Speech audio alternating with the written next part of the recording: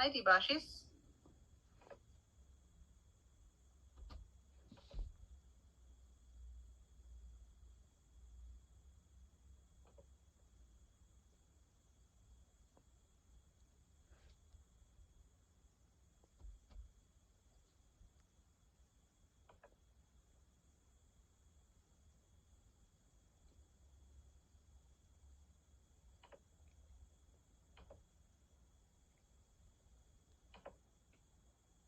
Okay, so while everybody is getting pulled into the meeting, please remember to select interpretation.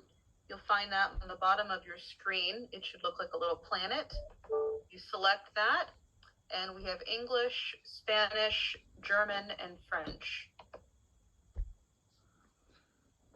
If you don't see it there as a button that looks like a little planet, select more, and you'll find it there. Maybe I can say that for everybody in German now. Jeder, der hier eine Übersetzung braucht, kann das dann einstellen. Unten sehen Sie einen kleinen Globus. Wenn Sie da drauf klicken, können Sie die Sprache Deutsch auswählen.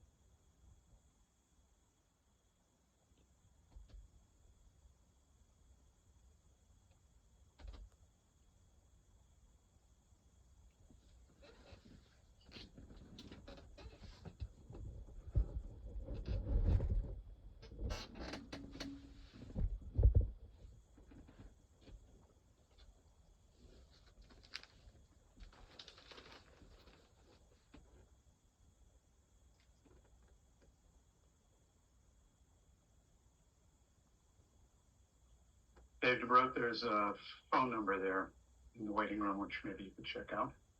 Sure. Thanks.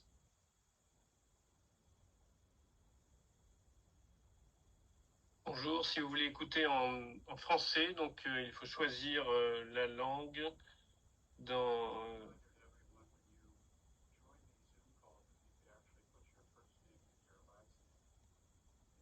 Appropriately, it simplifies the task of knowing who you are and letting you in. There are many Johns in the world, many Marys. So that would be helpful.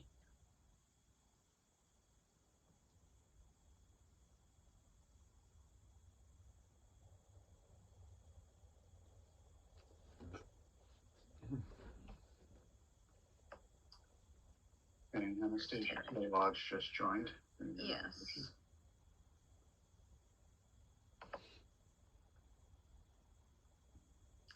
Okay, I'll make the announcement again. Welcome, folks. We're still getting ourselves situated. Folks are joining in the waiting room. While you're waiting, please remember to select interpretation. You'll see that little button on the bottom of your screen. It'll look like a little planet. If you don't see the little planet, select more, and you'll find interpretation there.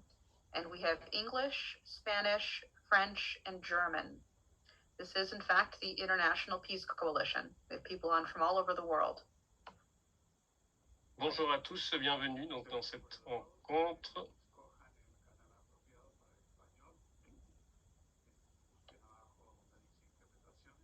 Y luego escojan español. Si me están escuchando por el canal de inglés, eso no es correcto. A ver. Si me están escuchando ahora, estoy hablando en el canal de inglés. Pásense, por favor, al canal de español. Bonjour à tous.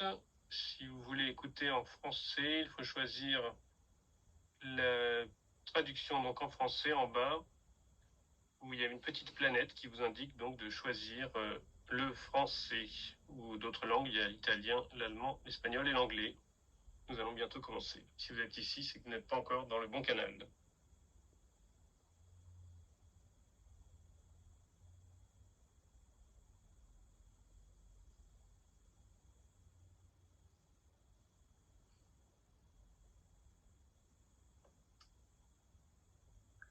Okay, I think I'm good on my end. Dennis and Helga, you guys good? Good, let's just double check Helga's actually on. There she is. Wunderbar. Okay. Well, welcome everyone. This is the International Peace Coalition. This is the 46th meeting in a row. We are definitely gearing up after this really wonderful conference that the Schiller Institute put on this past weekend on the OASIS plan, which had many representatives. We had representatives from the government of Palestine, from Russia, South Africa. This was really fantastic, and I definitely recommend people to listen to the summary we pulled together. It was a very long 2-panel conference. Definitely recommend people listen to the summary of it. It was pretty inspiring and a useful dialogue. It was not a simple agreement, we like this and that. It was a wonderful dialogue amongst many different countries. So please, when you have a moment, take a look at that. So my name's Anastasia Battle. I'll be a co-moderator today with Dennis Small and Dennis Speed. And I will post the agenda in the chat here in just a moment so people have a sense of everything today. I want to encourage people who are new, especially during the general discussion period, to raise their hand, introduce themselves, and let us know what organization you're with, what country you're from, and what you're doing. We'd love to collaborate more, and maybe you'll find other collaborators on this discussion today. So with that, I will open it up to Helga Zepp-LaRouche. She is the founder of the Schiller Institute and the co-founder of the International Peace Coalition. So please, why don't you go ahead, Helga? Yes, hello. I say good day to all of you. I think we are experiencing one of the most dramatic shifts in the alignment of the world. This is actually symptomatic of the tectonic change where clearly a new world order is emerging. And, as this is really global, you cannot expect it to go without major, seizures and effects and dramatic convulsions almost. And it's very, very clear that until we have reached a more peaceful cooperation among all nations on the planet, the danger is extremely high. And I think, we have to steer through this period with the clear idea where we want to go at. And I think the International Peace Coalition is somewhat unique in having a clear conception of how the world must look like. That is, we are not just in general for peace and against war, but we have a clear idea how peace can be organized, and that is the new word for peace has to be development. And I think what Anastasia just mentioned is really a major breakthrough that, after campaigning for the OASIS plan for several weeks, we were able to conduct the internet conference and put it on the table. And I think in the first panel we had diplomats from 4 countries endorsing the OASIS plan, which I think is really significant. It came from 2 Palestinian ambassadors, from the South African and Russian and Belarus ambassadors. And I know that several of the participants already have put their entire network into motion, sending it out to literally millions of people, diplomats. It just is not just this conference, but there is an enormous organizing process going on behind the scenes or in the follow-up. So I would not be surprised if this conference is not emerging soon on the international agenda as the way to go. Namely, that only if you have an economic development creating lots of fresh water in the entire region of Southwest Asia, not just between Israel and Palestine, but greening the desert in all the countries of Southwest Asia, and that way creating a hope for a future for all the people there. And it is that inspiration which is urgently necessary because, as the development since, at the same day when we had our Oasis conference, you had the Iranian counterattack answering the Israeli unprovoked attack on the consulate in Damascus of Iran, which at the time killed 9 people, 2 of them high-ranking generals. And, everybody knew eventually Iran would counterattack, but nobody knew exactly how. But while we were still in our conference, Iran decided to, for the first time in history, directly attack from Iran Israeli territory. And they did that in such a way that they launched altogether 300 objects, 170 drones, and the rest a mixture of cruise missiles and other missiles. And while naturally, because of US and British air assistance coming from ships and airplanes, Israel was in this combined effort able to knock out the vast majority of those. The drones were, in any case, old and slow drones only put in the air to map the territory and to map the air defense of Israel. And after they had accomplished that, it was not a great loss that they were knocked down. But 9 missiles penetrated the famous Iron Dome defense system of Israel and hit 2 air bases in the Negev desert. And there has been subsequently several articles evaluating that, coming from very skillful weapon experts such as Scott Ritter, who after all was UN weapon inspector in Iraq, and who clearly has kept up with the state of the art of weapon systems, but also Colonel McGregor, former British diplomat Alistair Crook, and many others.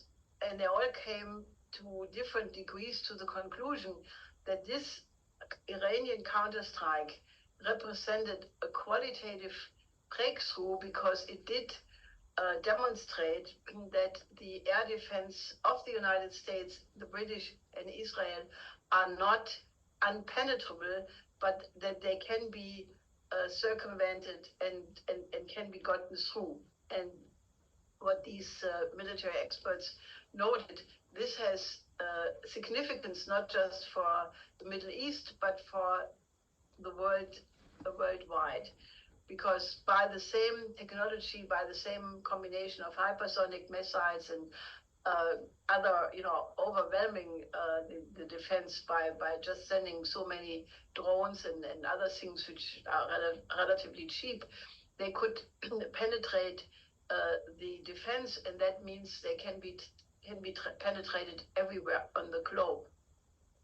Now, also, it was noted that the Israelis had to spend 1.3 billion by shooting down these incoming objects, while the expense for Iran was only 3 million. And, the question actually comes up that how long can you continue this?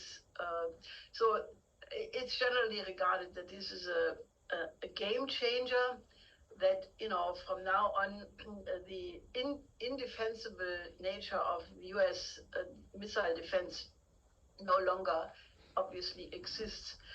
Now, this means that the situation is, not less dangerous, because, when the Iranian for the first time attacked Israel territory directly, it was clear that Israel would react. And there was a speculation, how far would they go, what would they attack?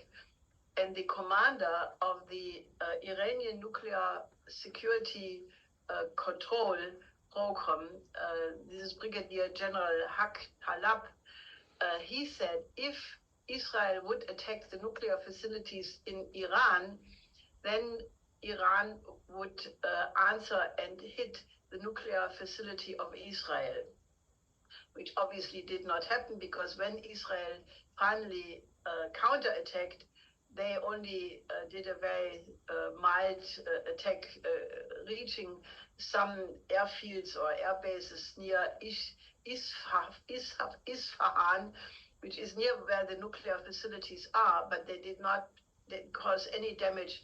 And it seems that there was sort of an understanding that they would not escalate beyond that, because everybody knows that once you start hitting each other's nuclear facilities, then we are really in World War III. So as of now, it seems to calm down, and I'm saying this with great caution because any incident can change this, but it also should demonstrate how close we are on the edge of a total catastrophe, and how absolutely urgent it is that we change the dynamic in the direction of the OASIS plan. Now, naturally, what is not yet settled is the pending Israeli attack on Rafah, which they have postponed because of this exchange with Iran. And as of now, it is not clear if that is still pending, because a lot of other things have happened at the same time. One is that the Times of Israel is reporting today that Netanyahu is extremely concerned about a pending arrest warrant coming from the International Criminal Court in Den Haag. That's not the Court of Justice, it's the Criminal Court. They can actually, they have actually, executive powers, and he is extremely worried. And he asked, of all people, Baerbock and Cameron, when they were visiting Tel Aviv, and with them people who potentially could be accused themselves, if depending what the Court of International Justice finds. So that shows you that the whole situation is really extremely tense. Then you had yesterday the vote in the United Nations, where there was the application by Algeria to grant Palestine statehood.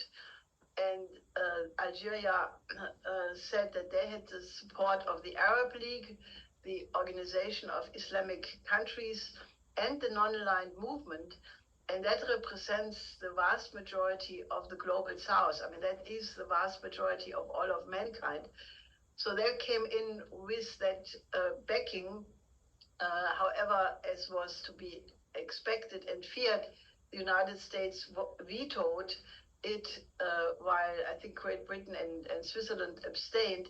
But naturally, with the US veto, which was the fifth veto since October 7th, the vote failed for now, and there was an international expression of dismay and disappointment and outrage about this veto. So that is the situation there.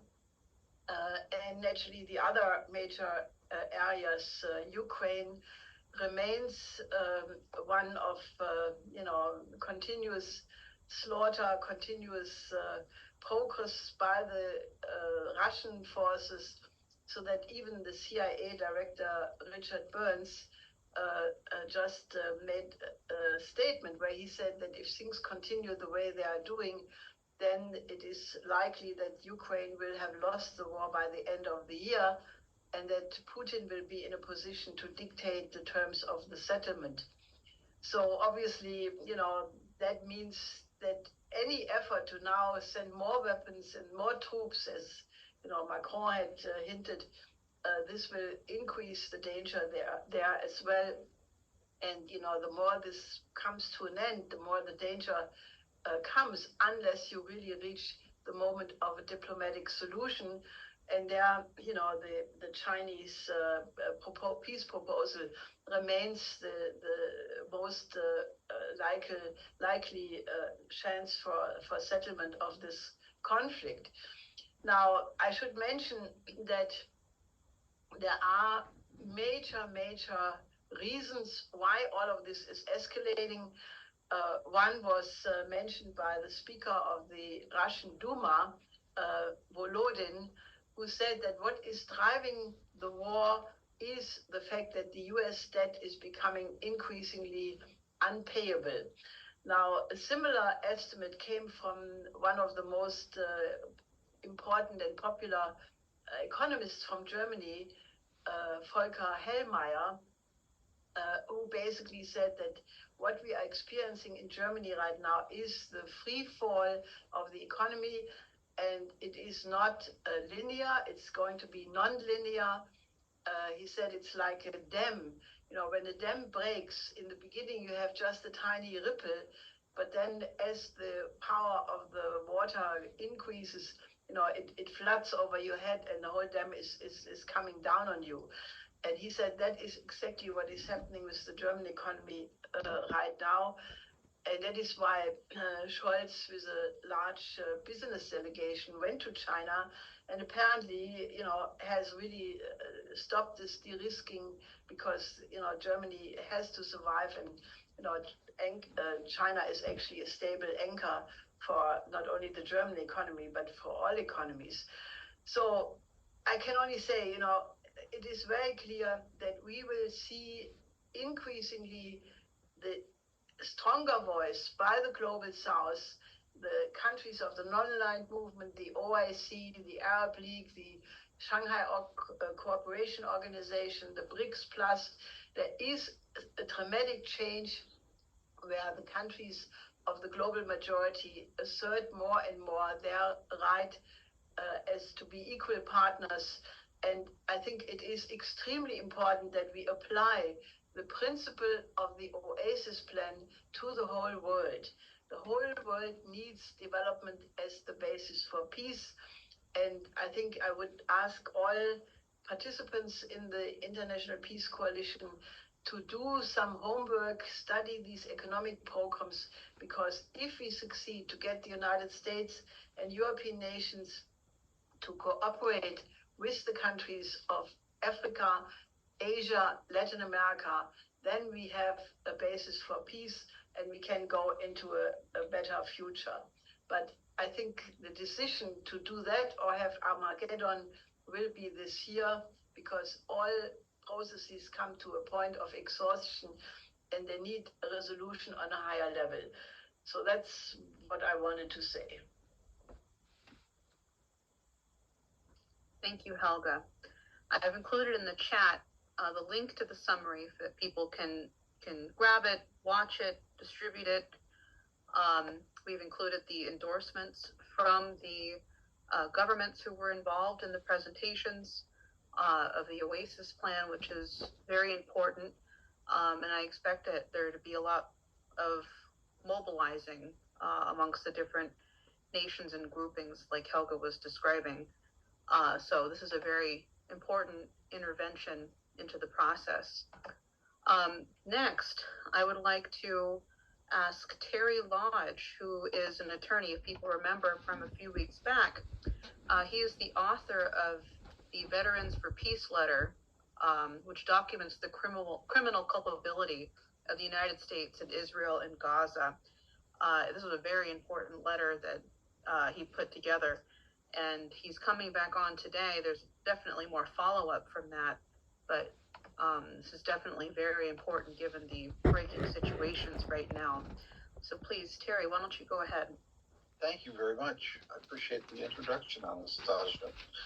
And I also appreciate the very, very fine and gritty and detailed roundup of events right down to the moment by Helga, because, yes, we are in a very urgent circumstance.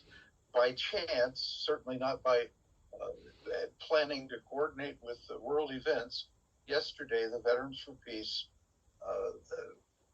sent a letter to the President of the United States, the State Department, and the Department of Energy. The U.S. Department of Energy, a subdivision of the National Nuclear Security Administration, is the kind of a crossover between the Defense Department and civilian energy department that produces and manages the nation's nuclear weapons program, and also supervises or oversees U.S. treaty compliance with the Non-Proliferation Treaty of 1968, which went into effect in 1970. The purpose of the letter was, it was a bit of a misnomer that we made an error in our initial publicity. It isn't a criminal assertion, but rather is a summary of the very deep and very troubling history of how the nation of Israel acquired the means for and the ultimately development of its extended nuclear weapons program, and points out that there's a combination of two laws, one that was passed in the late 1970s, another that was amended. The same law was amended in 1994 by the U.S. Congress. This package of laws is called the Symington-Glenn Amendments to the Arms Export Control Act of 1976. The significance, before I say so too much and people's eyes glaze over, the importance of our letter was that these amendments make it very clear that if any nation that the United States is providing military or indeed humanitarian aid to is not in compliance with the Nuclear Non-Proliferation Treaty, that is to say they must be a signatory and complying with the requirements either as a nuclear weapons state or a non-weapons state, that if they're a nation that we're sending aid to isn't following the NPT, there must be an immediate and essentially non-waivable cutoff of aid. The purpose of the letter was to point out the deep history of Israel's nuclear program, which is rogue, outlaw, and in no way complies with the requirements of the NPT. Israel, along with, of course, North Korea, Pakistan, and India, those are the four countries of the world that have the bomb and refuse to sign the NPT. And as a consequence of that, at least in an ideal legal world, the United States, via the State Department, would immediately terminate all military assistance to the nation of Israel, which is something we were advocating for and demanding, and indeed considering possible legal follow-up action. This is it's a critical statute that has actually been enforced in the past.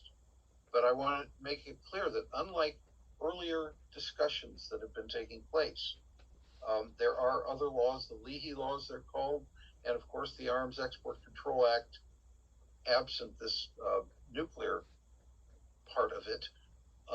They do require the State Department to vet other countries that are receiving aid to make sure that they are following international humanitarian law requirements. But those laws leave a large hole, a loophole, in the form of a presidential waiver, that even if, for instance, the State Department were to find that there are human rights violations being perpetrated by Israel, that nonetheless the president can make a finding that it is still in our national interest to provide military aid to Israel because of certain defense needs of theirs. And that appears to be, although it's being, that part of the federal law is being administered in a fast and loose way by the Biden administration, that's different. This law that I'm talking about, that requires Israel to be a signatory and indeed complying in all legal respects with the NPT, is very different. It would require an act of Congress to grant a waiver and continue military aid to Israel. Now, I don't have any illusions or delusions that the Biden administration is going to open its email today and decide that we're right and they must cut off aid to Israel. But I am hopeful, and this international forum that you folks are so graciously continuing with is a way of generating a lot of discussion about the fact that, once again, the United States, the current administration seems completely unable to administer and follow its own legal standards. The United States reputationally is supposed to be the good guy, and we keep hearing statements about the rules-based order, and yet we're not seeing the United States following its own rules, much less the international rules. So it's pretty significant. I do want to point out a couple of things in the course of researching for this letter. I delved pretty deeply into the history of how Israel acquired the bomb. It involves spy novel quality storytelling. One of the stories is that in the early 1980s through about 1990 or 91, there was a smuggling operation involving fake business fronts in the United States and Israel, where 800 Krytron triggers, which are they're a dual-use device, but they are very, very preferred for the triggering of a staged nuclear weapon. 800 of these triggers were illegally acquired by the nation of Israel after being somehow acquired from and smuggled to Israel, but acquired from an American firm. One of the operator of the false business front in Tel Aviv that received the triggers was overseen and supervised at the time by an Israeli civilian who was not in the Israeli government, named Benjamin Netanyahu. He was directly involved in the smuggling operation.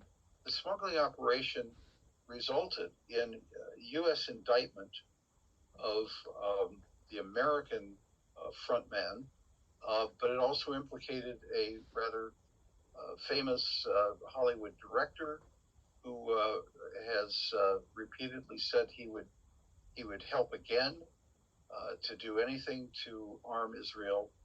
And as I say, it's the stuff of spy novel readability, except that it's happening in the real world. So what you have is, and you can, there's a lot of evidence over the years. Israel, of course, prosecuted Mordecai Vanunu in the mid-1980s. He was a technician at the Dimona complex in the desert in the Negev desert, and he provided photographic and other evidence of the weapons program. This is really serious stuff. Israel has as many as 200 weapons. They have state-of-the-art submarine, plane, and ballistic missile means of delivery. Anyway, I'm happy to take questions. I will have a look at what's going on in chat, and I hope I haven't talked too long. I very much appreciate the opportunity, however, to discuss this with you. I did put in the chat the URLs for both the press release and the letter. The letter is also linked through the announcement for today's meeting. Let me see. Could you post that again in the general chat, Terry? I don't see it on here. Oh, you don't? No. That might have been to an individual. You know what? Pardon me. Yes, you didn't see it because I button, and it's not doing so well here. Let's see. Oh, come on. We would all be happy to have it. Wait a minute. It just won't translate here. Hang on. Oh, here we go. Wait a minute. Maybe. So I can't talk and hit buttons at the same time. My apologies. No problem. Thank you. All right. There we go. There's the links. Okay. Thank you very much, Terry, for jumping on and giving us this analysis and the work that you're doing as an attorney and taking this on with the Biden administration, especially. As much pressure as we can put on this it's just invaluable. That's the only way we're going to get anything done. These people are not going to do this out of the goodness of their heart. I'll tell you that. Right. So I would like, because I think it'd be appropriate to ask Colleen Rowley, of Veterans Intelligence Professionals for Sanity, who is actually on a flotilla right now, and I just want to see if she is available to give a report. She might be in bad water, and I saw her on a minute ago. Are you available, Colleen, to say something? Or did we lose you already? We might have lost her. I don't see her on anymore. Shoot. Well, either way, yeah, I'm looking for her name. Yeah, either way, thank you very much, Terry. And I'll just say that Colleen Rowley, we should definitely keep our eyes out on this flotilla, which is going to Gaza right now, and it was attacked a year ago, is what I've heard in the past. It was taking humanitarian aid to Gaza. So this is a very dangerous situation to be in, but very important what they're doing. Okay. Next, then, we're going to go to Jack Gilroy. We'll come back to questions. People, please hold your questions. We'll have a general discussion, and people can ask Terry Lodge. If we have Jack Gilroy, yes, we have Jack Gilroy on. Let me push the button to unmute you. Okay. He's of Pax Christi. Please go ahead. Okay, I'd like to follow up first with what Terry just had to say. You know, I don't want people to be confused. We're talking about two letters that Terry has released in recent weeks. And the one that he was speaking about this morning was just released yesterday. The work that we have been doing is with his 6 broken laws, which are criminal, that we're talking about. Yesterday's letter was not dealing with criminal law. We are dealing with 6 laws that the United States has specifically broken, and Terry researched these along with internationally known attorney Marjorie Cohn, an international expert out of Jefferson School of Law in California. So it's a great document.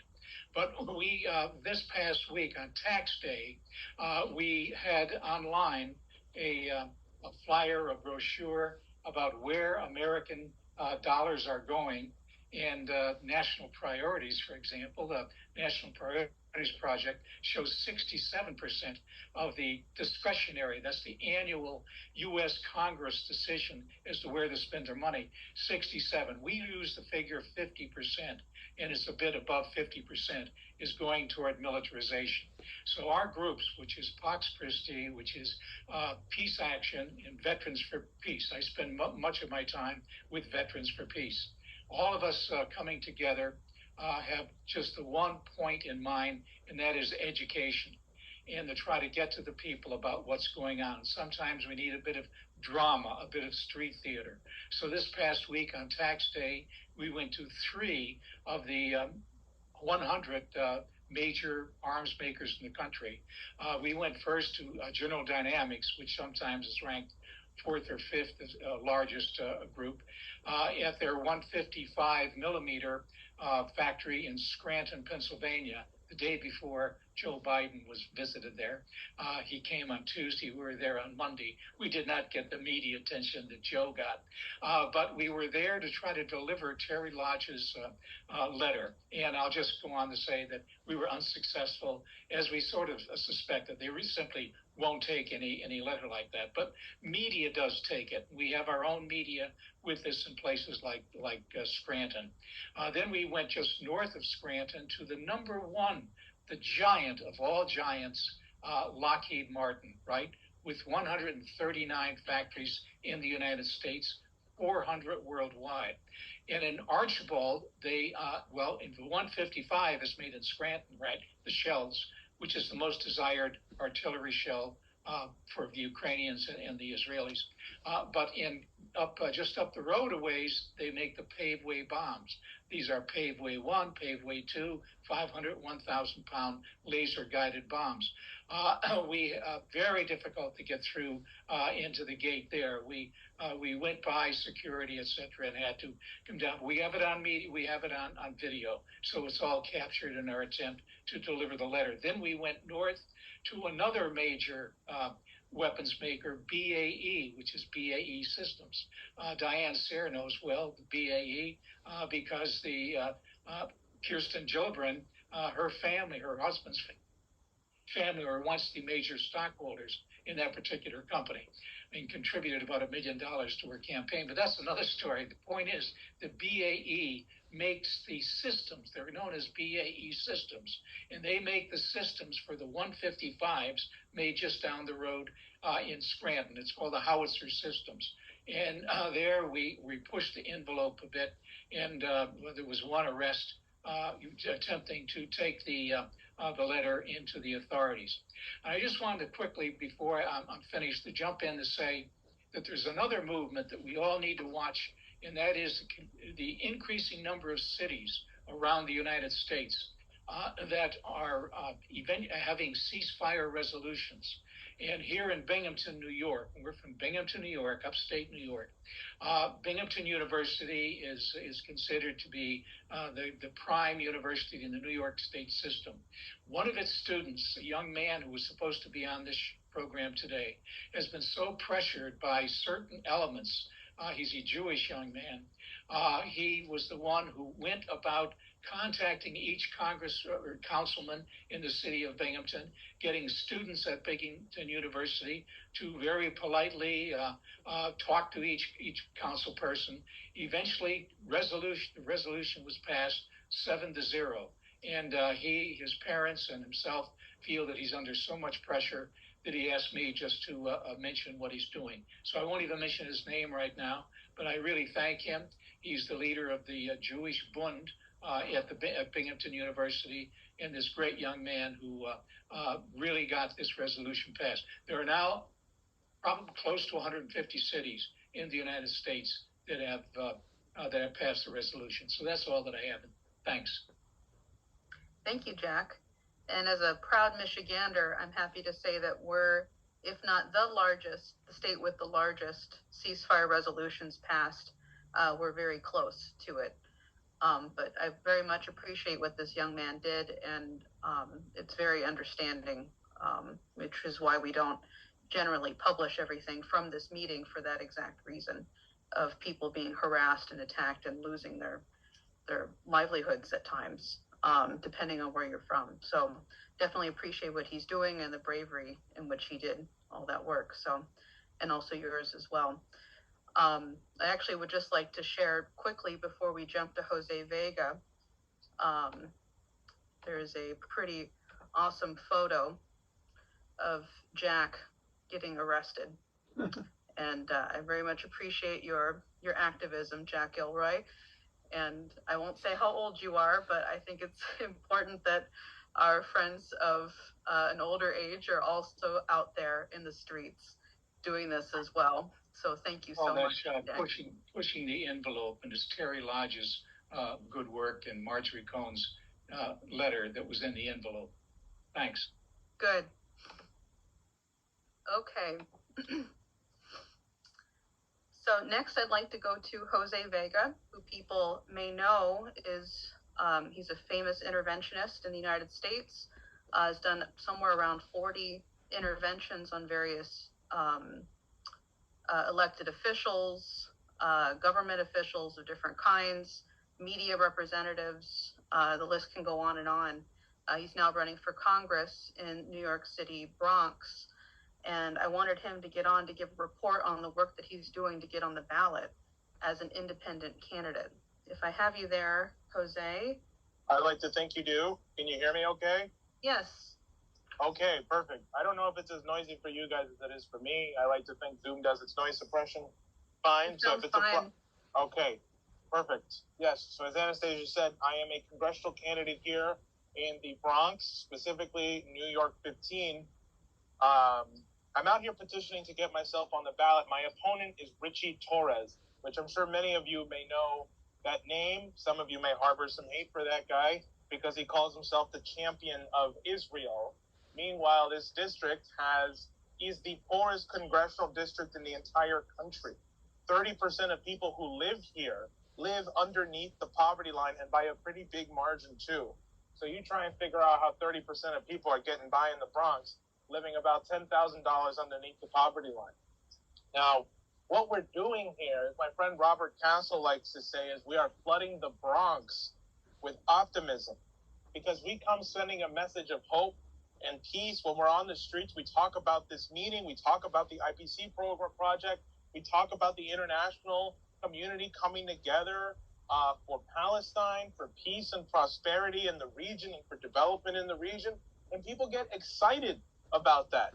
People are optimistic that people are out here doing something. And just the very notion, in fact, that somebody is running as an independent, which is what I'm running as, I'm not beholden to either party. And it feels like a breath of fresh air to them. This is what they tell me. And what we see is we have a large reaction of people, whether they're community leaders, this one or that one, all saying like, what do you need? How can I help you? What's the next steps? Like we are seeing like a rising tide happening right now, which is definitely coinciding with the fact that we have dozens of people out in the Bronx trying to get signatures for me to get on the ballot and for Diane Sara as well, who's also petitioning for the entire state of New York. We are flooding New York State with optimism.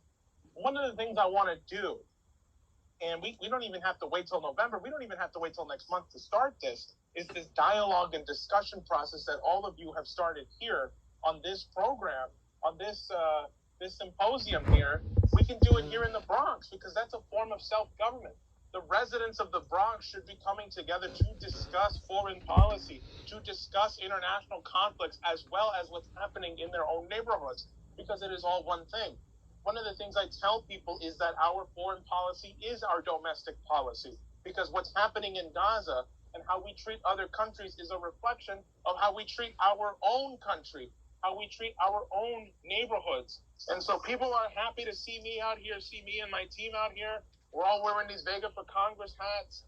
People are just, all I can say is that there's just an upsurge in hope and optimism and happiness. Somebody, you know, without being too specific, said, I called this number because I saw your palm card on the floor and I had to call you because I hate Richie Torres. And I mean, that's all I can say on that. But that's the kind of things that are becoming indicative of what this campaign is shaping up to be.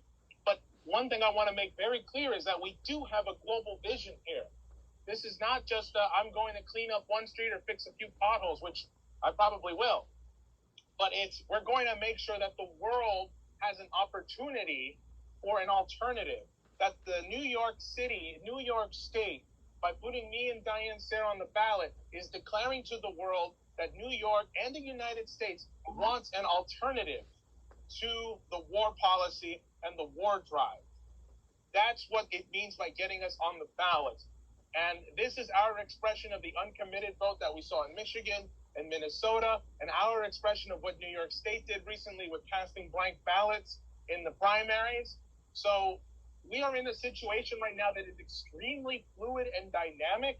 It's not linear, and that's a good thing, because things are ready to pop off between now and November in only the best ways possible. And I want to thank all of you for coming on here every week and getting other people on, because this process is the most important process, I think, going on in the world right now, and one of the leading forces towards peace. All of you coming together and dialoguing, all the various leaders of different parts of the world, it's an honor to be able to address every single one of you. And I hope to take what I hear in this meeting into the Bronx with me and into New York with me. So thank you, Anastasia, for having me on. Thank you, Jose. No, it's been very exciting to see all the pictures of the various young people running around New York City with your palm cards, the stickers, getting out leaflets. It's all been excellent, and it's really heartwarming to see so many young people active, especially. So thank you so much, Jose, for coming on and giving us the report. I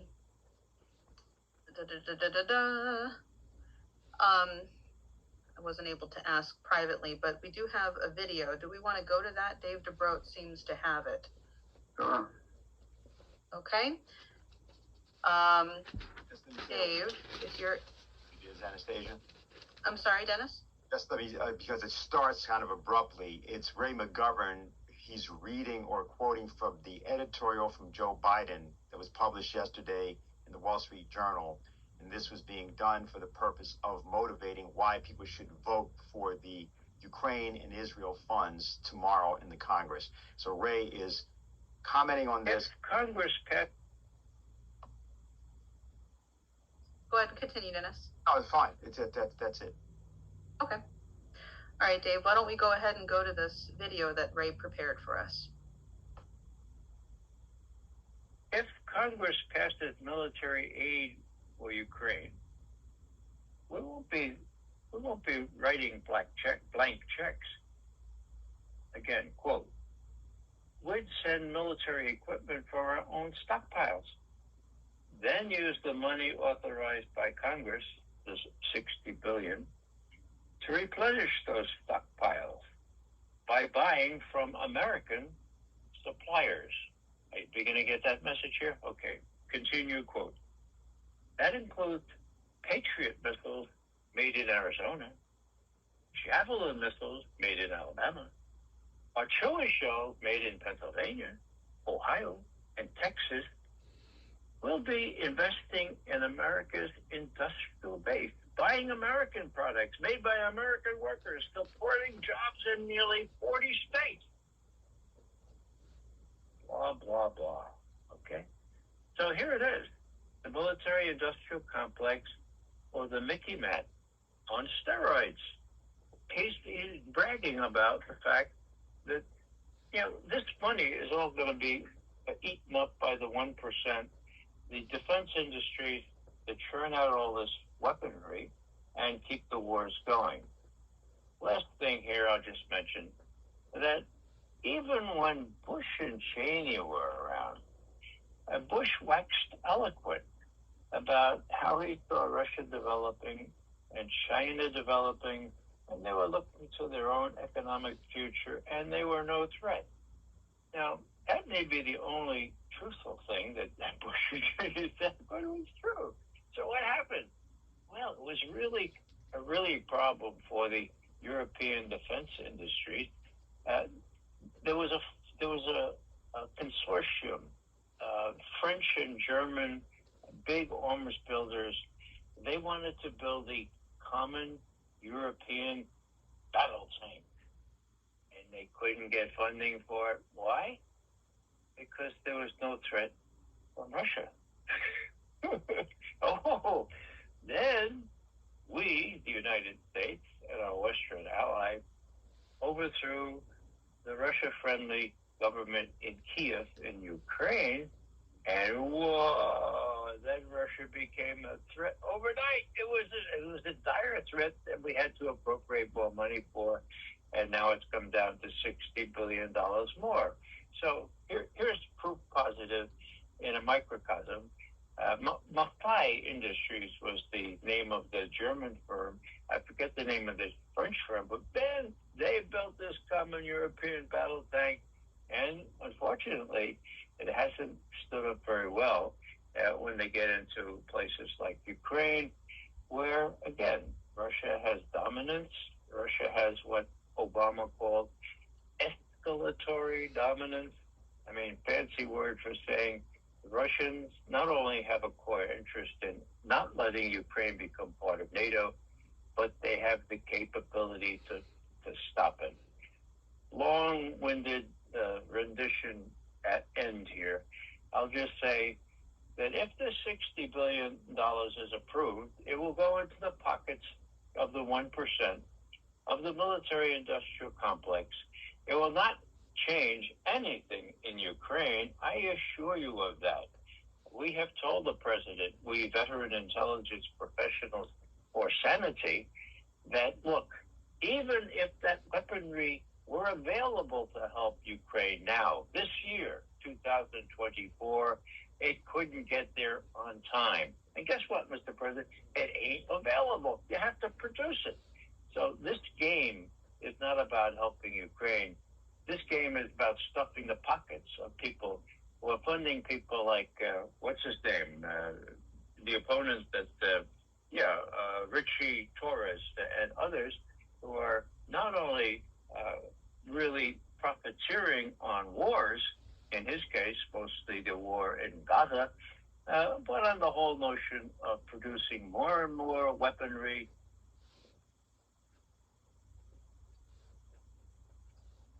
I think that was the end of the video there. Is that correct? Yes.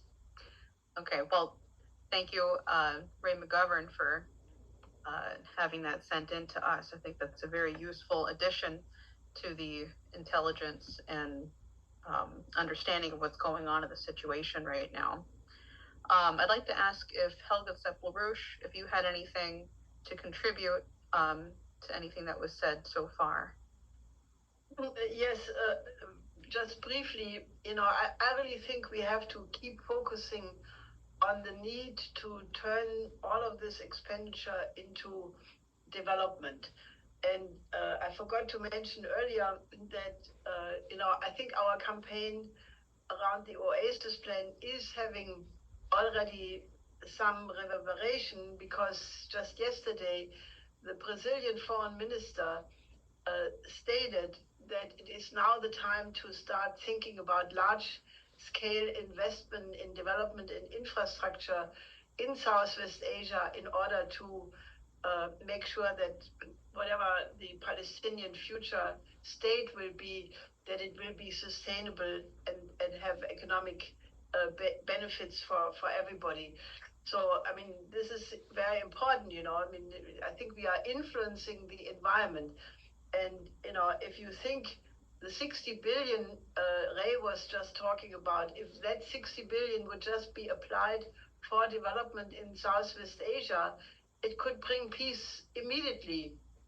And, as we discussed in the context of Afghanistan, in a different context, of the $2 trillion which were spent by the United States in 20 years in Afghanistan, Pino Arlacchi, who is working with us on turning the poppy production in which the Taliban already has decreed, into agricultural production, he stated that if only 3% of that 2 trillion would have been used for economic development, Afghanistan would be a flowering garden today.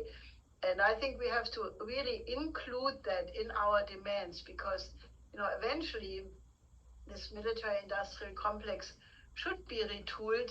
And, I mean, you would have an enormous economic power to remedy the Bronx, to remedy Gaza, to remedy all kinds of situations.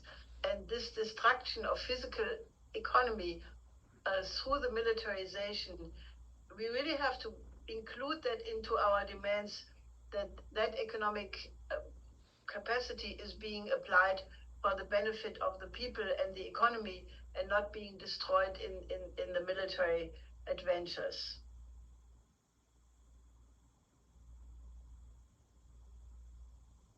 I totally agree.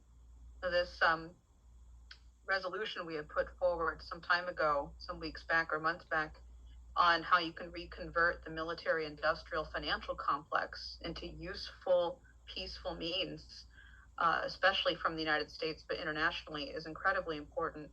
And it might be worthwhile to reintroduce that into some of the work that we're doing, given where the situation is right now.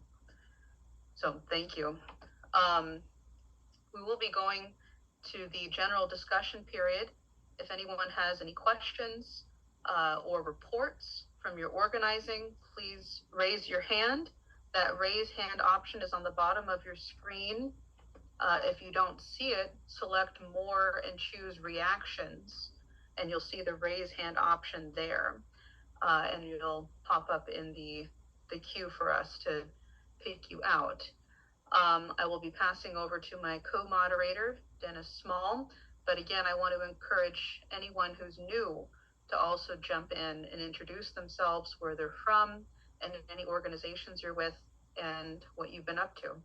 So please go ahead, Dennis Small, pass it to you. Okay, thanks, Anastasia. And again, one of the things that we would be most interested in for this discussion is responses, reactions, and organizing ideas, in particular coming off the Oasis Plan conference from last weekend. I know that many of you participated in that conference, organized other people to participate in it as well. And it would be, I think, very beneficial to get a picture of some of the initial responses on this. You just heard one report from Helga about the comments from the Brazilian Foreign Minister, Mauro Vieira, at the United Nations. Well, we're not saying that what he said came directly from our conference, but there's no question that we are saturating the environment with these ideas. Brazil is a leading member of the BRICS. Iran is a leading member of the BRICS. The attack on Iran has been read internationally by the Global South as an attack on the BRICS, on the Global South. And many people are increasingly aware of what the actual central issue is here, of two systems that are in conflict. As was just emphasized by Ray McGovern, the funding from Congress is to line the pockets of the military complex, and that, of course, is the military financial complex. I want to thank Jack for his comment about the BAE and Kirsten Gillibrand. I, at least, was unaware of that. I suspect Diane Sayre knows all about it, but that's really important and really indicative of exactly how this whole thing works. So with that said, and as people are thinking about contributions they want to make to the discussion, let's begin by turning to those who've raised their hands. I'm not sure how the order changed here, but Pascal had his hand up first and then Karel. So please go ahead, Pascal, from Lyon. Oui, bonjour, vous m'entendez? Bonjour, hello. Oui, yes, bonjour. We can hear you. En fait, du conflit. Seeing the conflict Israeli-Palestinian, I don't know if you have contacted all your network, Israeli and Jews, to bring Israelis to demonstrate more in Israel, to push Netanyahu to go out, because it's him and his ministers which continue to do what they want against Palestine, against Palestinians, and against their neighbors in the Middle East. So I think it's important to make this kind of campaign at the international level, to go to discuss with our Israeli and Jewish brothers, to ask them to act to fire Netanyahu. It's all what I wanted to say. Absolutely. There's no question that that's important, and it is happening. There are protests going on in Israel, as I'm sure you're aware, growing protests against Netanyahu. And there are also growing protests here in the United States, among others, from groups like Jewish Voices for Peace, Not in Our Name, and so on. Some of them have been on this platform to speak in the past, and we intend to have them back again, because there is no question at all that Netanyahu does not speak for the actual interests of Israel. He speaks for the interests of an international faction of British and Americans whose interest is bailing out their financial system and using war to do that. For just that reason, the Oasis plan that we have presented addresses the interests of both Palestinians and Israelis alike, not of Netanyahu, but of Israelis and Palestinians alike. And we have to find that kind of a solution which answers the requirements of both sides in what otherwise is an unending war. Now let's go to Karel, and then we have Fernando Garzón from Ecuador. Karel?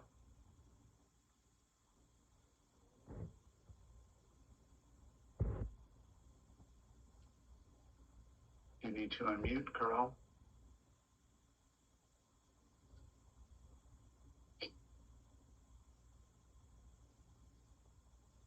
We still can't hear you, Karel. You have to unmute. Can you hear me now? Yes, now we can hear you.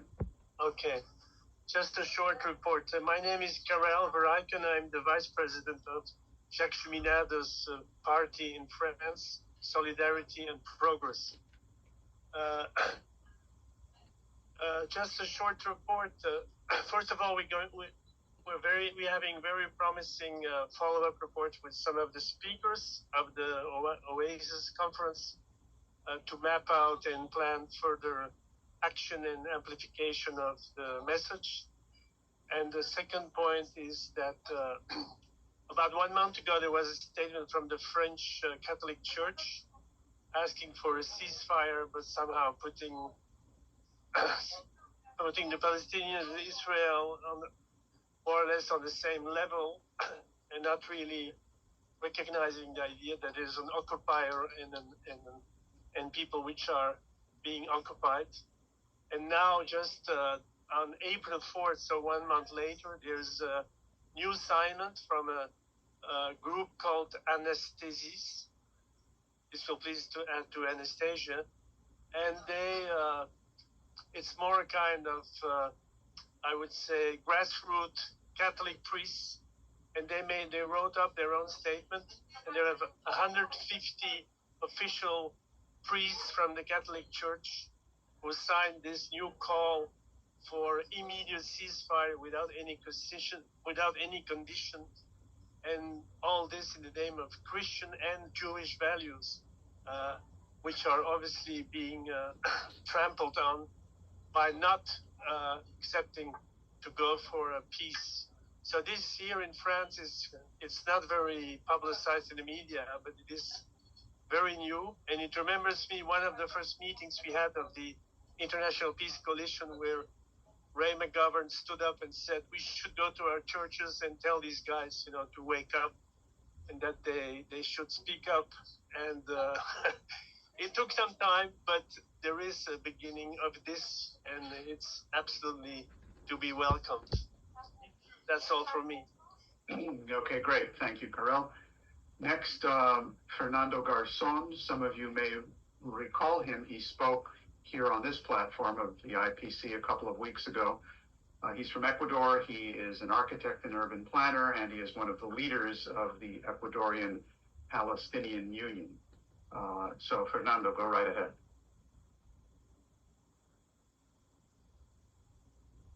Bien. Buenos días. Buenas tardes. Good morning, afternoon. Can you hear me? Yes, we can hear you. You do hear me? Yes. Here's my comment. Thank you.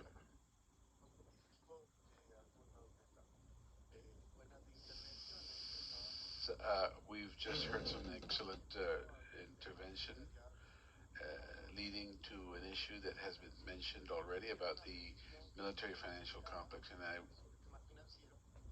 wanted to point out when we were talking about the financial issue, I mentioned previously the illegal settlement process that is going on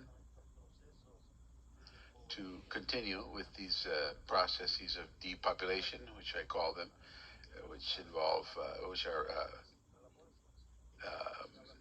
scorched earth policies are associated with new illegal settlements, which are intimately tied to multi-millionary associations, particularly funded by European banks.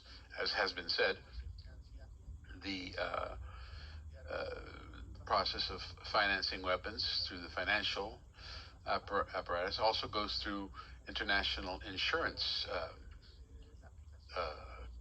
complexes, which have to do, ironically, on the use of these weapons, of these instruments of death. So there is a trust that is a conglomeration of primarily financial forces. So any peace process based on development must be linked to financing processes. If we do not identify the key actors that can either contribute or block, the possibility of success can be blocked. And I want to also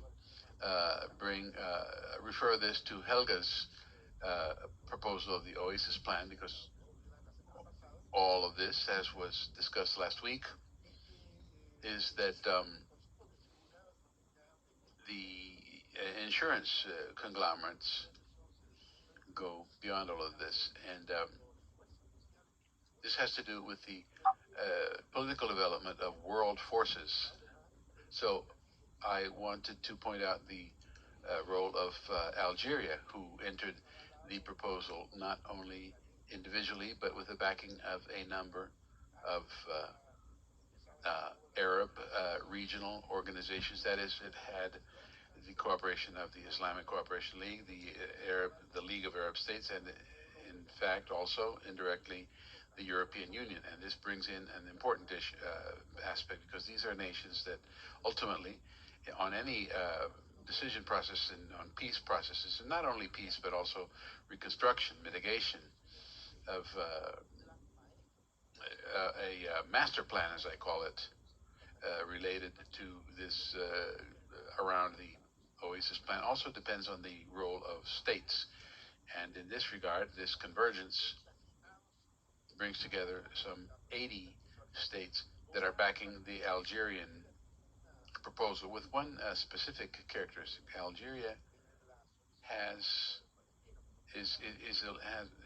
been a leader in solidarity with Palestine. As you know, Algeria was the first state that recognized Palestine as a state. That was in the 80s, and now they're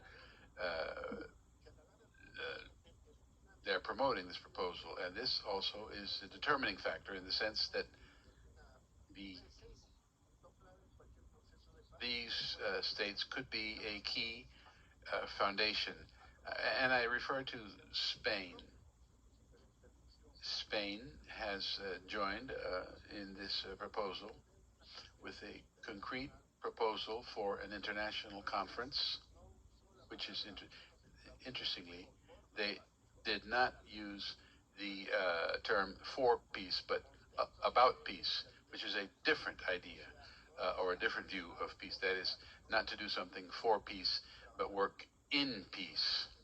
That is, to work inside a real peace process. This is not merely an aspiration, but a reality. So in the Spanish case, it is one of the states that has managed to establish specific development and investment plans with the Palestinian state in Palestine. There is, in fact, an existing plan for 2020 through 2024. They already have a background on the implementation of such policies. Therefore, it is a state that, beyond any political and ideological leanings, it has carried out this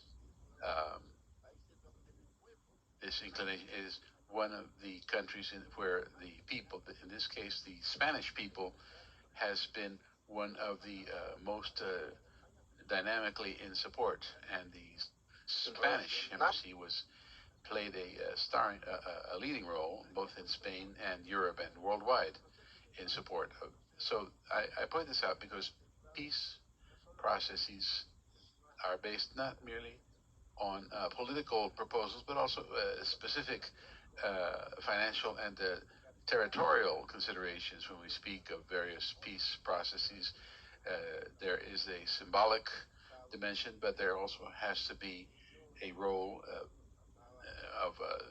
at the state level. So one of the things that I was suggesting, I was talking with Dennis, there is a way to promote peace and development proposals, not only as in the case of Spain and Algeria, which will, in fact, China too has joined in, and this dynamic that has been initiated by the Schiller Institute also plants the seed for participation, not only at the state level, but also in the private sector, understanding this not as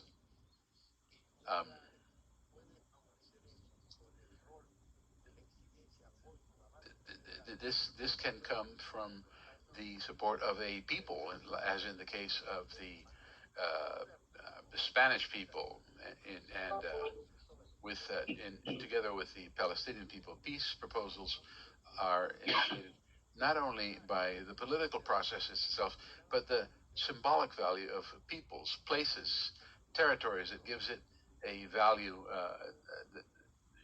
that gives it a sense of a historical commitment.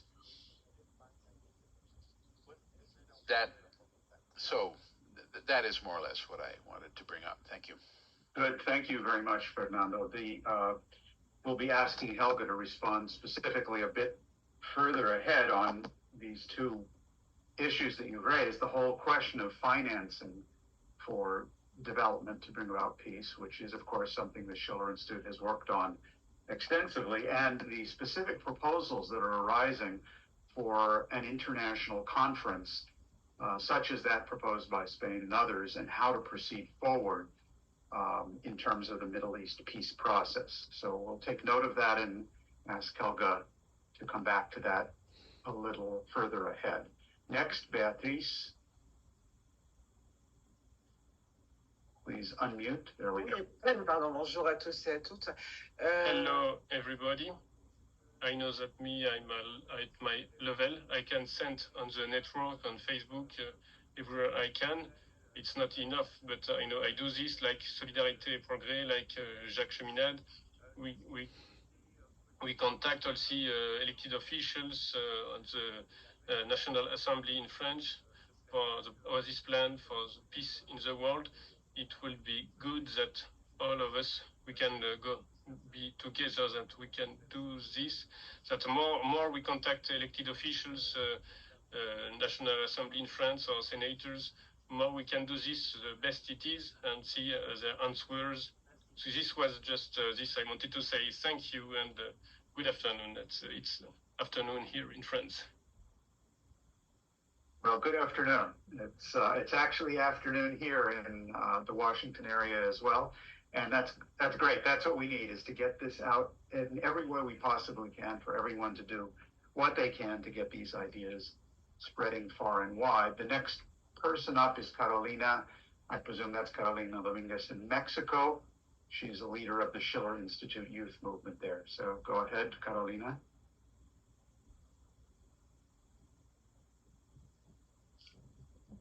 Hola. Hello. Quiero dar un breve report. I want to offer a brief report on the showing of the video, the Oasis Plan video at a Mexican university, and if you allow, I'd like to address a question to Helga at this meeting. The Oasis Plan video was scheduled towards the middle of the event of a pro-Palestinian meeting, but the organizers decided to leave it for the end of the event. This report perhaps is not too optimistic, but it is very important to see what we struggle with, even when there are good intentions to do something about the war. The video was left to the end, and only a partial showing. What I thought was important that we should deal with at this meeting is how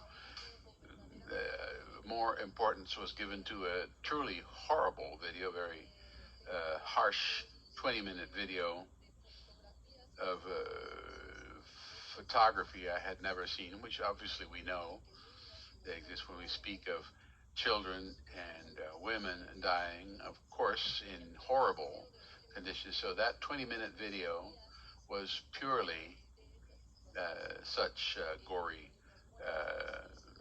images of dead children, that explicitly. It's not that it's not happening. It was awful. Nobody stopped the video. I just left the location where it was being shown because I could not bear it, indeed. But when it came to addressing a solution, to speak of a strategy of what to do to solve the problem, the organizers decided there was not enough time, that this was not sufficiently important. But they did accept a 20-minute video showing these awful images. This is tragic, in my view, because it is what we are dealing with in the groups that are, even the groups that are organizing for Palestine, and also the issue that there is a refusal to discuss programmatic initiatives. At least in my country, they value other things. That's why I speak of, even when they have the best intentions. That's why I have this question to Helga, and they deem it more important to do a festival, and excuse me, they prefer a carnival of violence. It is a kind of longing for a culture that is disappearing. And dances, of course, there's nothing wrong in themselves, but if people are to take the place in the situation they are living through, they need to rise to the highest level of art. So, in that sense, this spectacle that was organized, and again, in contrast to any possible solution, it may not have ill intent. On the contrary, but I believe that there is a denial to denialism as to actual solutions and strategy. There's a document from Schiller, I can't find it, about the vulgar and art, vulgar and low art. How can we show the population that these indeed violent videos, aggressive videos, do not ennoble a population, do not empower it to fight for a solution, but instead dehumanize and desensitize the population? They deprive it of its human element. And how do we fight this among those who who defend the Palestinian cause? But I do see a refusal to speak of solutions, and much less when it's the matter of the two states. So I wanted to bring up this part of the process. I'm not sure if this is happening anywhere else, but at least here in Mexico, that's what I'm seeing. Thank you. Okay, thank you very much, Carolina. Helga, would you like to respond? Yes. I think that same problem exists at many parts of the world, that people are used to fight against something. They are opposing the war. They are, vaguely for peace, but they have given very little thought about what it actually requires to establish lasting peace. And I think that has a lot to do with the axioms, because people both from all fields of walks of life have sometimes, what I call the green Malthusian axiom, even if they are not consciously about it, but nevertheless, for example, it arises on the question of nuclear energy. There were people who opposed the Oasis plan simply because we say that in order to produce such large quantities of fresh water, you need an energy source which is on a high energy flux density, and solar and wind are simply not accomplishing that. And then there were people upset and said, oh, yeah, we are against nuclear energy. I mean, they have not made the effort to study this in depth, or else they would have noticed that, with the development of nuclear energy, and especially the fourth generation of fission, of the thorium cycle, of pebble bed high temperature reactors, these reactors are inherently safe for physical reasons. There has been a tremendous development in this respect, and people are just this is a very long field, and if people have a problem with that, I would actually suggest that you say it in the chat, because I think it would be worth it to discuss it in depth. My late husband, Lyndon LaRouche, has developed the Oasis plan and many other similar programs because he developed the idea of the energy flux density in the production process being in direct correlation to the number of people who can be carried. Now, if you go to low energy flux densities, you can, only maintain 500 million people or maybe 1 billion, but we are right now already 8 billion. And, there is a correlation between these things, but that's a discussion which you actually need to spend some mental energy to grasp. So if there is a general desire that we make that a topic, maybe at an extra out of order meeting of the IPC, I would really welcome that, because I think it's really important to start to understand these questions in depth. Now, I think that the suffering in Gaza is so horrendous that it provokes and calls for even an artistic dealing with it. And I also think that these videos and footage which just shows the horror show and the gory details, they're necessary to know about, but if you dwell on it and if you repeat it, it just makes people so desperate and so, it just can breed hatred and violence and desperation, pessimism, and that is not what we have to accomplish. I think what we have to accomplish is we have to bring forth the best in people. We have to evoke humanity. We have to strengthen that in people, which is the divine spark, which makes them reject any such violence forever.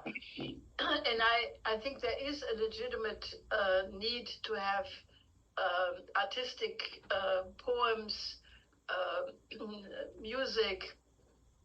We tried this a couple of times in the beginning with our Ceasefire Now song and some other versions, which we then could not continue to pursue. But there is a new video in Germany, which is only 3 minutes. It's called Gaza, Gaza. And if we have it, do we have it? Yeah, we have it right now. And I would like to actually play it, even if it's in German. I can try maybe simultaneously to translate it. But it's, in my view, a very, very powerful dealing with it. And it's done by a German actor who's 88 years old. And he is using the gory evidence, but he's elevating it at the same time so that people are really, touched absolutely deeply in the heart in the deepest way. So maybe if we can play this now, I think it would be worth to do it. Yes. That would be good. Dave is just sending me a message. I think he does have it available. What he is saying, however, is that it won't work if you try to interpret at the same time, Helga. So maybe afterward you can. I mean, yeah, I can say afterwards. I do that. Okay. Great. Okay, Dave, go right ahead.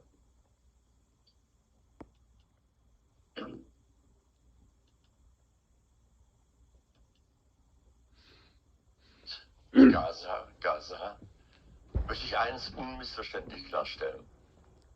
Natürlich verurteile auch ich den Terror von Hamas. Aber ersehnen wir trotzdem, trotz alledem gleichzeitig eine neue Friedenschance für eine Zwei-Staaten-Lösung. Damit man miteinander sprechen kann, braucht man ein Schweigen der Waffen und die sofortige Freilassung aller Geiseln. Ich weiß aber auch, Grausamkeiten haben zumeist Vorgeschichten. Und kein Mensch wird als Terrorist geboren. Gaza. Gaza. Ein Mann drückt zerfetzte Fingerchen an seinem Bart beim Flüstern fest dran. Was haben denn die zarten Dingerchen den Herrn Generälen getan? Dann hebt er den Rumpf seiner Kleinen zu Allah, in die Sonne, zum Mond. Und wieder haben wir da einen, der nichts und niemand mehr schont. Soll ich diesem Vater empfehlen, so cool wie ein Dorcas zu sein, sich bloß in keinem Wort zu verfehlen, das antisemitisch erscheint? Sie geloben Apartheid die Treue. Von Ampel bis AfD. Sie liefern Granaten aufs Neue, bittend, zart damit umzugehen. Beim Menschen wie Viecher vertreiben, mit Hunger und mit Drohnen. Dieser Kinderfriedhof wird bleiben, als Albtraum für Generationen. Die aus Ohnmacht brodelnde Kraft hat sich nie jemand selbst ausgesucht. Doch die Macht, die die Bestien schafft, aus kaltem Kalkül, sei verflucht. Gaza, Gaza. Ich schlag meine Augen nieder vor der ohnmächtigen Geschrei, vor deinen zerfetzten Gliedern. Und ich frag mich da immer wieder, und das soll kein Völkermord sein?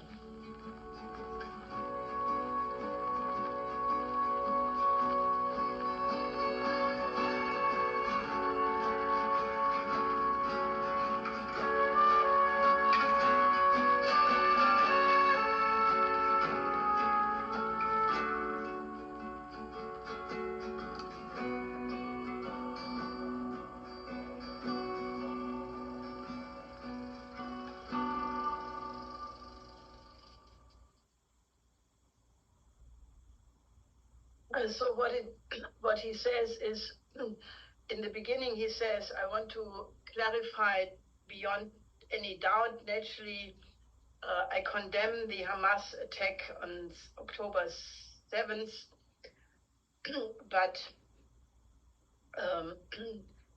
nevertheless, we have to have an immediate two-state solution, a ceasefire, release the hostages.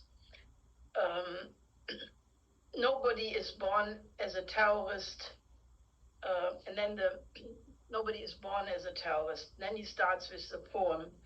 He says, if I watch the children whose little fingers are being crushed by the violence, what have these tender little things done to the generals?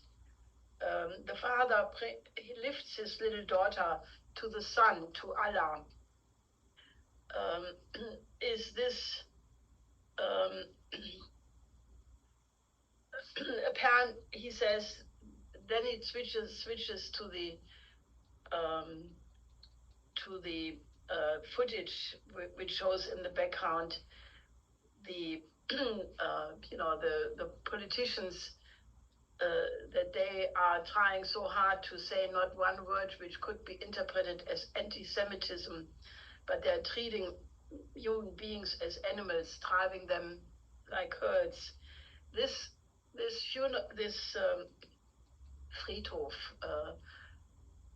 graveyard, this graveyard of children will be for generations to come a nightmare in your conscience.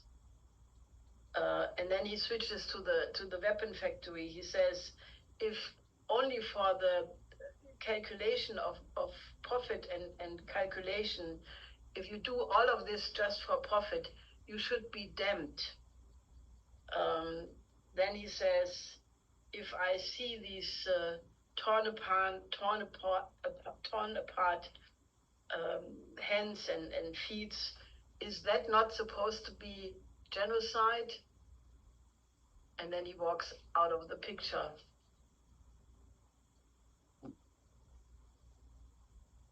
Helga Claret just put in the chat a English translation that I think Bill Ferguson did of the poem that you were just reading. So someone just recommended in chat that we try to get permission to be able to subtitle that in English, which I think would be excellent.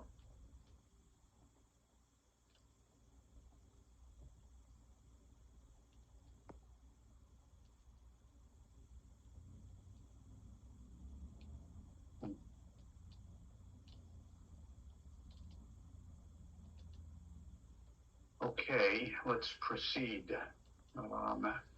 Father Harry Berry, you're next, and then Alejandro Centeno.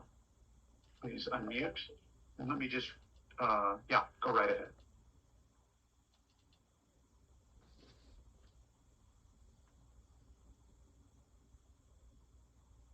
No, we can't hear. There we go.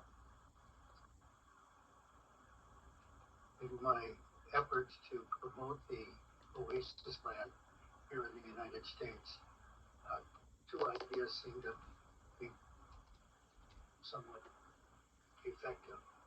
The one idea is that in encouraging the people to understand the OASIS plan in every nation in the world being developed, they wondered how this could be happening, and I reminded them or suggested to them that after the Second World War, Germany became, because of the Marshall Plan, became very developed.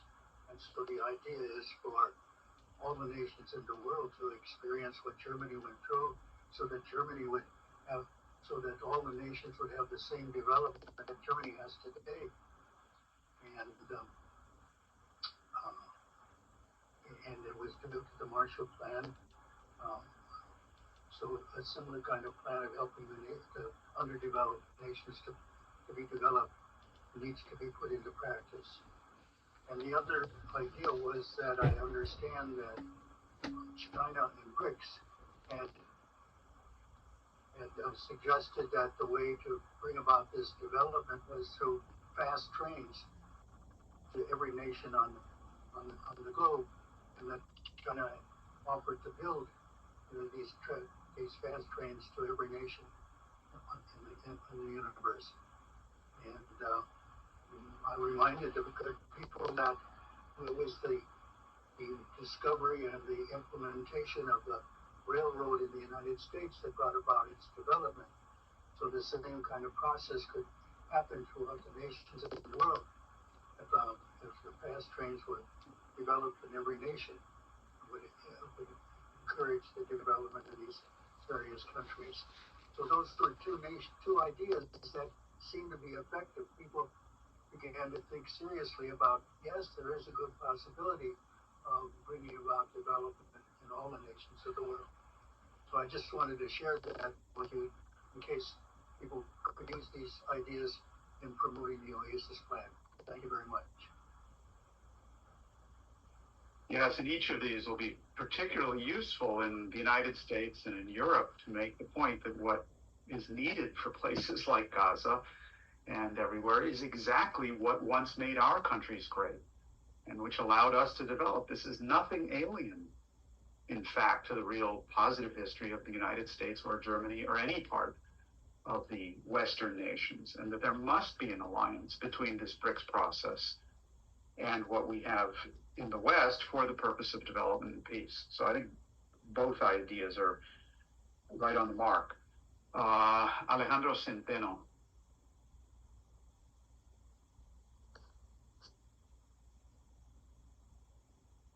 Hola. Hello. Buenos días. Good morning. I would like to thank all of you for your participation and the energy that you've put into this effort to speak about the issue of art. And indeed, our group is called Art and Thought. I think that the human beings going through such difficult times need to balance emotion with intelligence. This is key, particularly when the future of the human species is at stake. Artists will always be expressing, in the case of Gaza and Palestine. I, as a poet, would like to mention two great poets that I use as a model. Two names I unfortunately missed. They, for decades indeed, have expressed regarding, have addressed everything that the Palestinian people is going through. It seems important to me that this feeling that moves us to help bring about transformation, revolution, should be a feeling of love for a better future, a society in which the common good is accessible to all. So, in this regard, I believe the Oasis Plan is also part of this means of finding a way out of this huge problem. We know and cannot hide that the Zionist entity is run by criminals. This, of course, doesn't mean that all Jews share this mentality, but after all, we do know that it has that this entity has the backing of the so-called deep state, and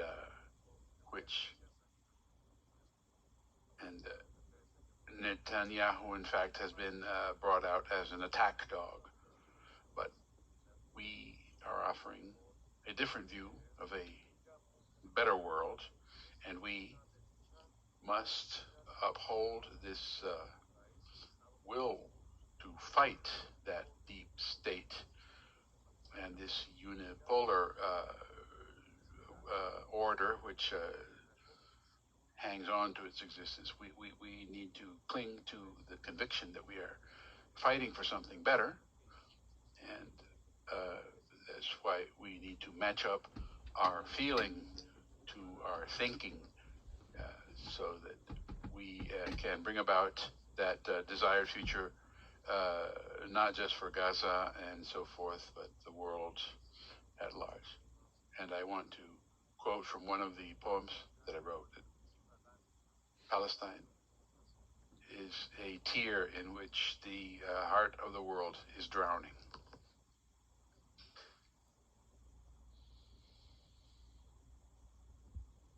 Thank you very much, Alejandro.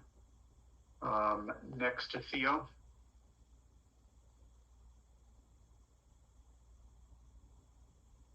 ¿Sigues tú, Carlos? Hello, colleagues. Peacemakers. Somebody else on also? Hey, Dennis, could you mute yourself? The background of the Spanish interpreters are there. Done. No mistake. Oh, go ahead. I'll start by praising the conference. I attended the whole thing. I did my duty and got the word out. Peace is possible. There's lots of water. There's lots of people who want to live together as the human family. So it's very powerful. Just to advocate for it, and inshallah, in the future, we will have these beautiful dreams. I've been studying water for a long time. I think there's a lot of ways to gather water that don't include nuclear energy. Planting trees makes it wick out of the sky. I've seen beautiful technology of nets that gather the dew. You can run a pipe down into the ocean and then run it back out, and it will condense. And you can grow strawberries in a desert next to the ocean. So as an environmentalist, I am a little concerned about nuclear energy, and I'd be willing to do breakout space that Helga proposed earlier. Moving on, I put a couple interesting things in the chat. You'll see something right next to it now. It's a Twitter post from a team called Unheard. And it really explains why we're having a hard time getting the word out. There's an incredible amount of suppression going on. They have something called a dynamic exclusion list, which means that if you put stuff on the internet, no one may see it. It's really incredible. It explains a lot of why not only do they pummel us with disinformation, but they're also suppressing our content. So check that out. A little further back, there's a link for the Decolonizing Economics Summit coming up in May. Some important friends who've organized that. Working with Native Americans in Northern California, honoring the tribal people, and working on solidarity economy. Here in Vermont, there's tons of protests, vigils in every town. I'm part of that. People are horrified by what's going on in Gaza, and the fight is joined. We note that at Columbia last night, they had a beautiful occupation. They brought their tents out into the quad. We love this tactic, encouraging people to think about this tactic of the Occupy Wall Street style, bring your tents.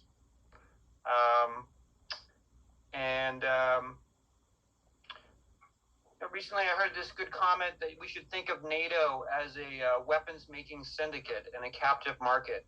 Once you join NATO, you're obliged to buy weapons from certain systems, certain companies. And I heard that idea from Mr. Robert F. Kennedy, who has not been the greatest on the Gaza situation, but I think is representing a real challenge to the military-industrial complex.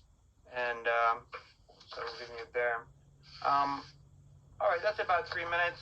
Thank you, allies. See you next week. Great. Thanks, Theo, and for being precise on your timing. Much appreciated. Helga, you have your first taker on the nuclear energy discussion. I'm sure there will be others as well. Let's now turn to Genoa Peralta. Please unmute your microphone.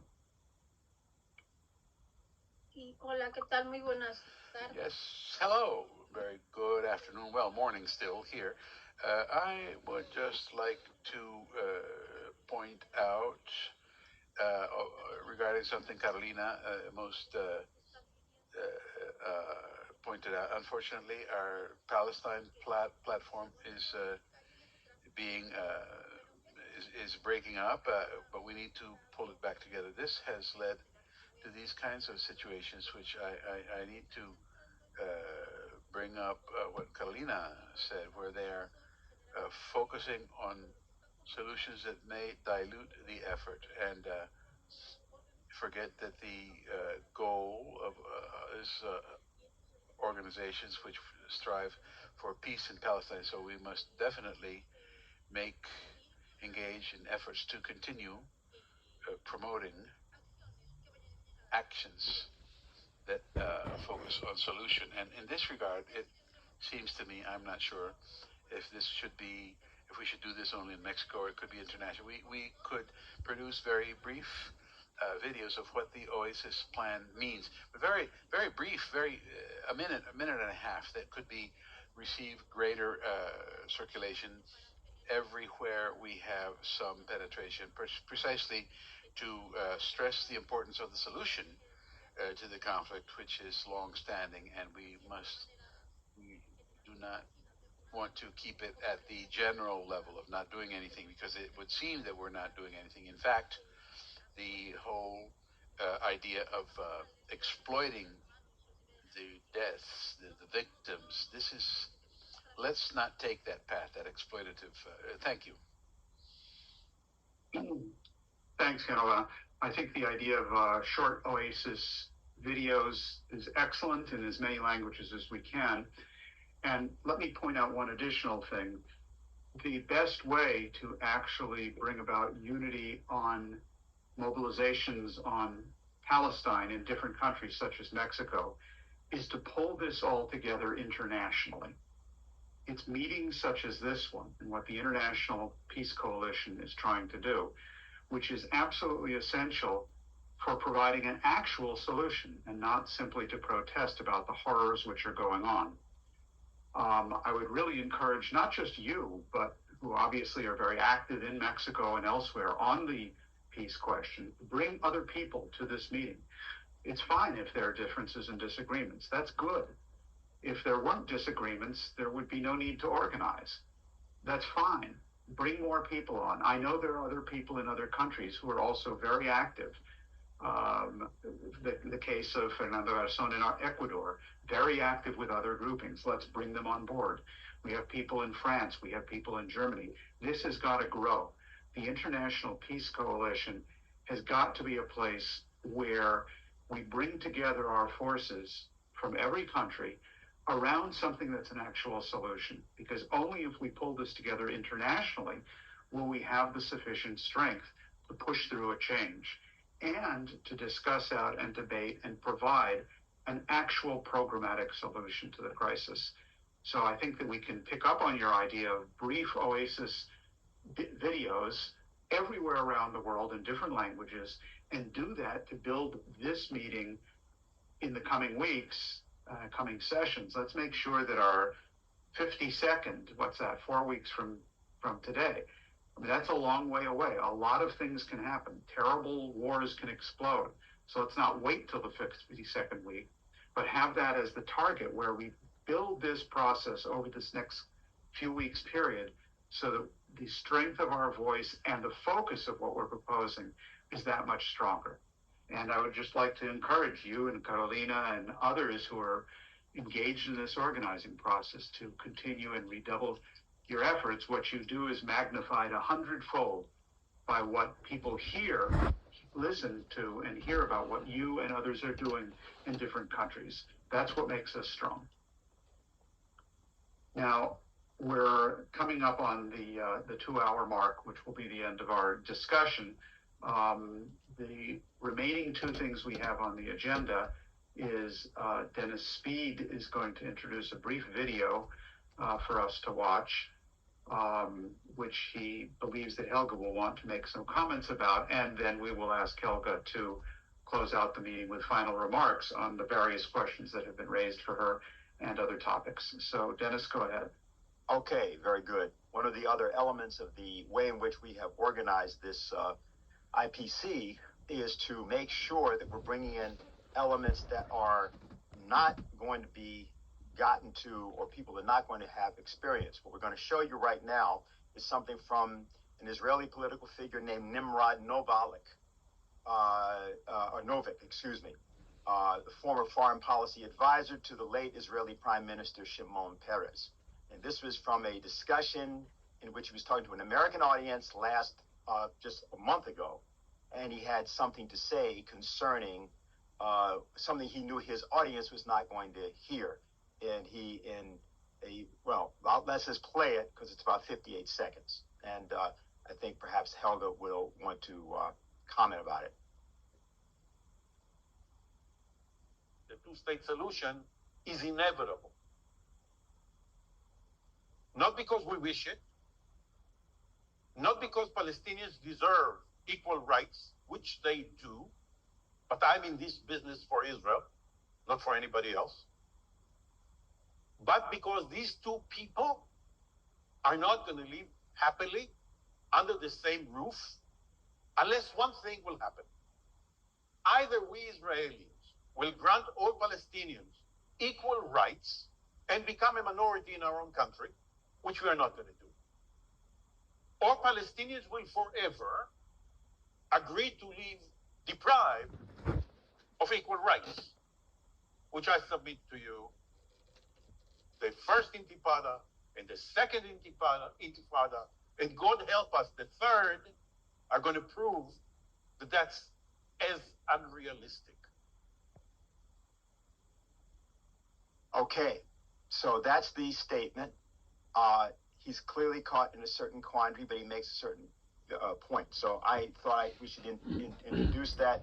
And Helga, if you have at some point any comment on that, I think it'd be appreciated. You want me to conclude the meeting now? I think so, yes. I don't see any other hands raised, and I think that would be appropriate.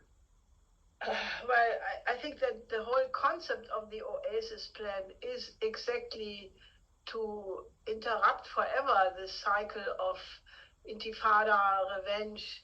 You know, the whole point is that if there's no justice in allowing a two-state solution and the full equal right and right for development for all, then the violence will continue. And the only way how you can interrupt it is by, going to the Peace of Westphalia approach, which is, if you read the principles with which they came up after 4 years of negotiation, was, I think the first or the second principle was that for the sake of peace, all things committed by one side or the other have to be forgotten or have to be put aside. You cannot forget them, but they have to stop to be a factor in what you are doing today.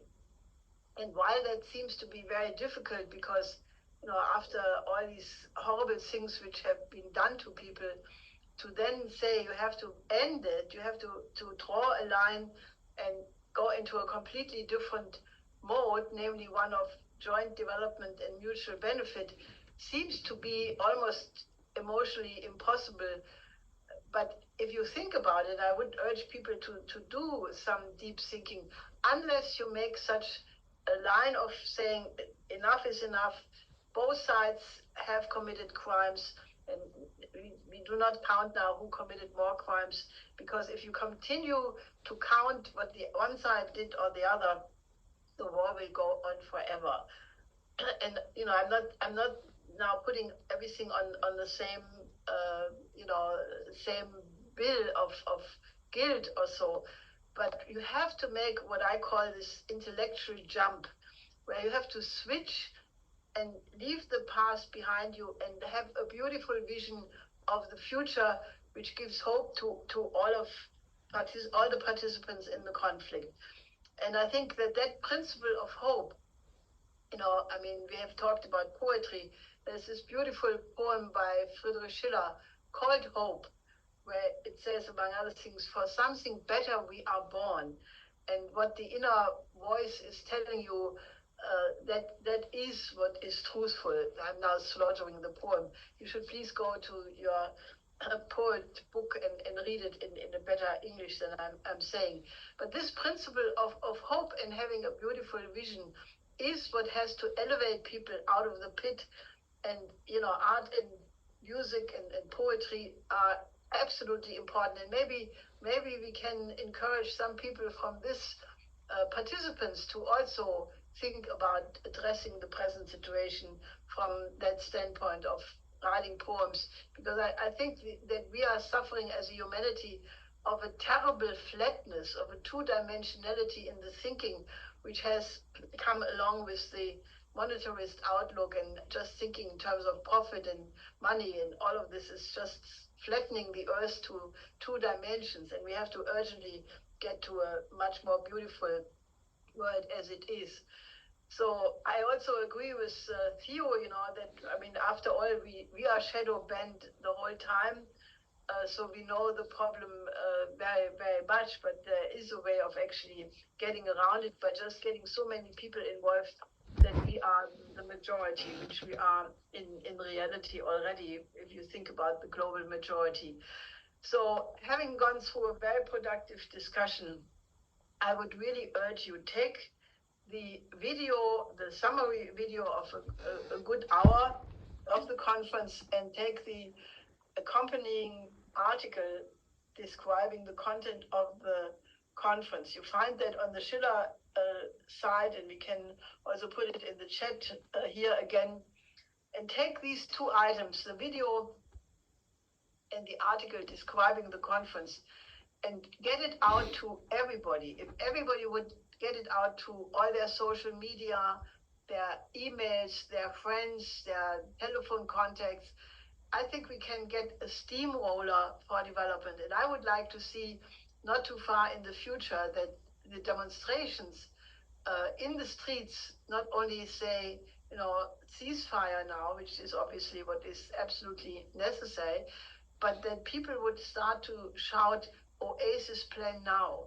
Because if you had many demonstrations all over the world demanding this, and then you have several BRICS countries who already endorsed the Oasis plan. You have the foreign minister of Brazil talking in a similar direction. I think we can get a momentum going where the idea of a solution is becoming predominant in the minds of people. And I think that is the dynamic which can move mountains, because if the majority of the world population is demanding development is the new name for peace, let's have the Oasis plan now, that will be the power to solve the problem. I'm absolutely confident that it can be done. So please do whatever you can and maximize your organizing for it. So Move Mountains, Anastasia will now tell us the ways that we can do that. Oh, yes, I will. Okay, so here's a number of links in the chat for people to grab. One is the summary video that was pulled together. It's about an hour and a half.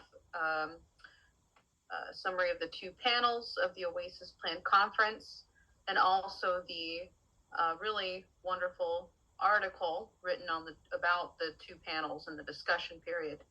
So there's an article that was pulled together on that. And then there's the links that our attorney friend Terry Lodge pulled together. There's the press release on the letter that was written, and then also the letter to the State Department as well that he includes here, the actual PDF. So please take those and distribute that as well. I also included this actually really beautiful poem that was read. I included the link to that for people to share around as well, to look at, and also use it as inspiration. If people want to collaborate on poetry and political cartoons and things like that, I'm happy to start, working with people on these kinds of things. If you have any artistic inclination, just let me know. And I'm also going to include the sign-up page for the International Peace Coalition updates. So if you'd like to get our emails, you can just click on this link, type in your email, and you'll receive the updates from the International Peace Coalition. So that's quite a bit to move mountains, but things are moving, and it's definitely not strength doesn't come from beating people over the head. That's not strength. Strength is going to come from our ability to change minds and to recruit people to think. And that includes even people you might think of as your enemies. That's actually a really incredible power, which was used by the civil rights movement. So we should really take this as our opportunity right now to be that. So I want to thank everybody again for joining us. We'll have another meeting next Friday, same time, same link. Please share with your organization and friends, and we look forward to having everybody on. Thank you for joining us.